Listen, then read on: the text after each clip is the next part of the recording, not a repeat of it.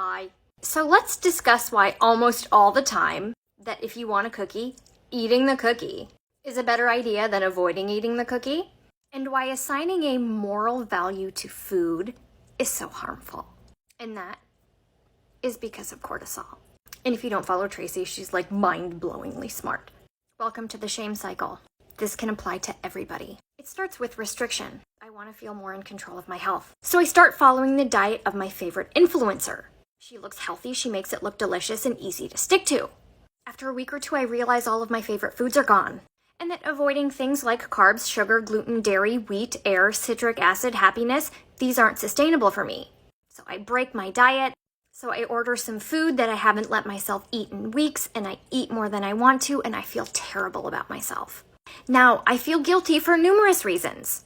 I ate foods that were previously on my no-no list. I broke another diet yet again.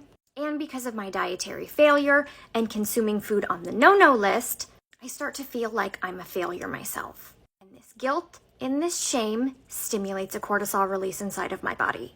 We'll talk about that in a second. And then because of all of these negative feelings, your body says, hey, go do something to make yourself feel better. And oftentimes these behaviors are not that positive. They could be eating, they could be exercising as punishment. Or they could be trying a new diet to deal with my unhappiness about my body, and then I'm back to square one. There are many iterations of this same cycle, but they all start with restriction, contain some kind of eating event that causes guilt or shame, and then compensatory behaviors that result in further restriction. Guilt and shame causes a cortisol release from the body. Feelings like guilt and shame cause a cortisol release from the body, which has negative metabolic effects. They increase hunger hormones like leptin and NPY. They increase protein catabolism, decrease beta cell function, increase insulin resistance, decrease insulin sensitivity. Kind of the opposite things that we want our body to be doing.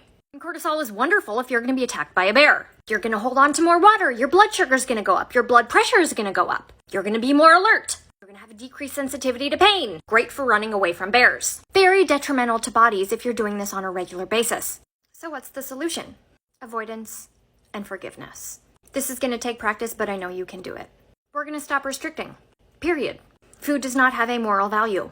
It's just food. If you want a cookie, eat a cookie. If you can stop the cycle from starting, awesome. If this does happen, and it's going to happen, forgive yourself. We are human. We make mistakes. If you were perfect, nobody would like you. Forgive yourself and move on. And the better you get at forgiving yourself, the easier it will be. Because if we stop the cycle here, we can avoid this step. Guilt and shame have a negative hormonal response on your body. Food is food, eat the cookie, and be kind to yourself.